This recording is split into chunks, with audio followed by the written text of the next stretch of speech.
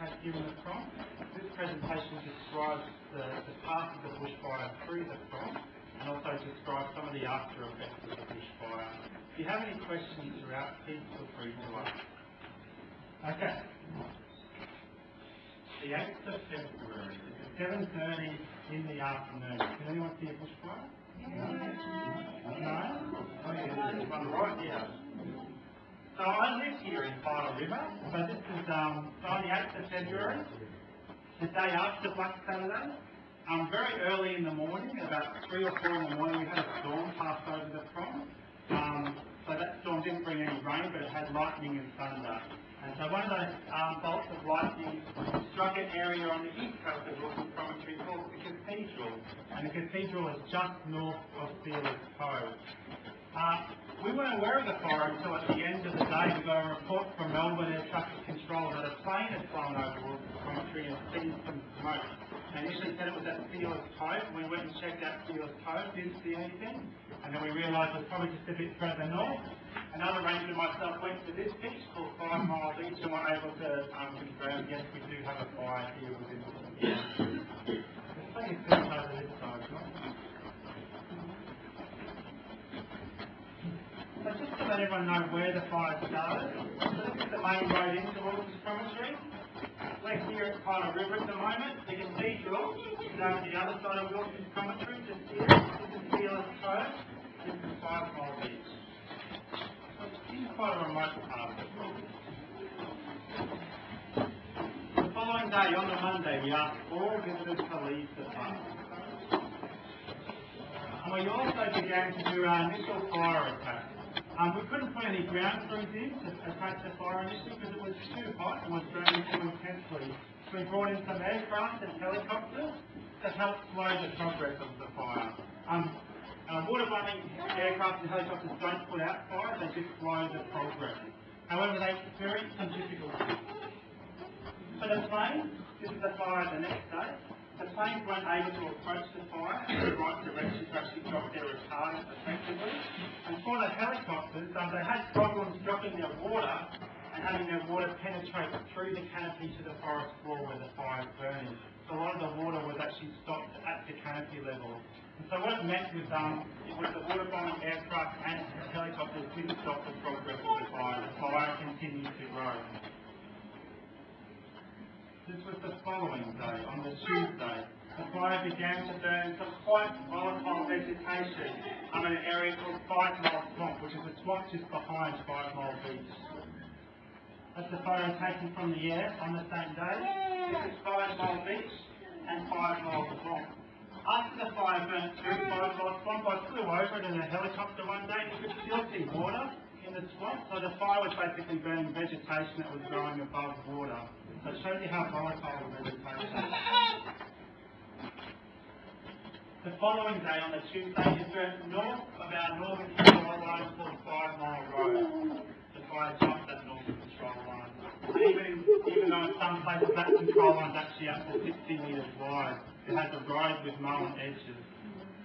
So this shows the progress of the fire. This is day 2 of the fire. This is the fire here. This is Sealer's Cove. That's day 3, as it burnt through 5 Mile Swamp.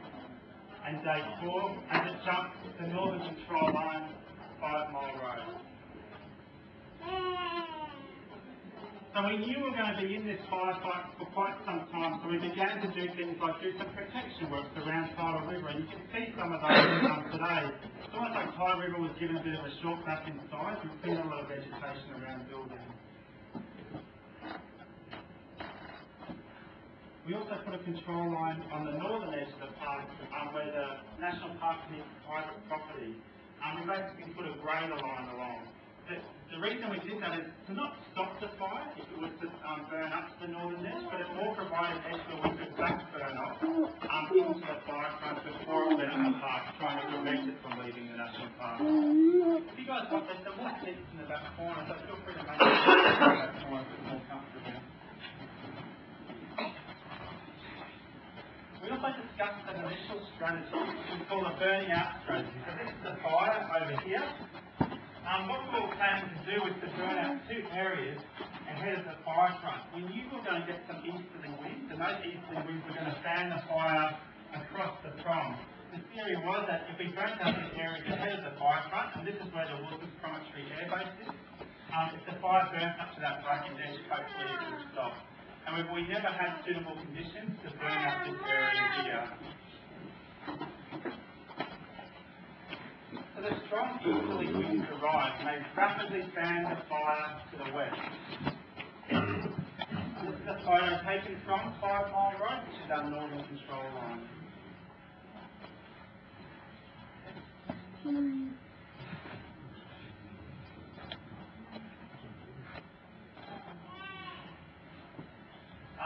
We never dropped any hot water on this fire, if anyone's wondering. You don't know, in fact, helicopters don't like to carry hot water, it's too corrosive for them to carry.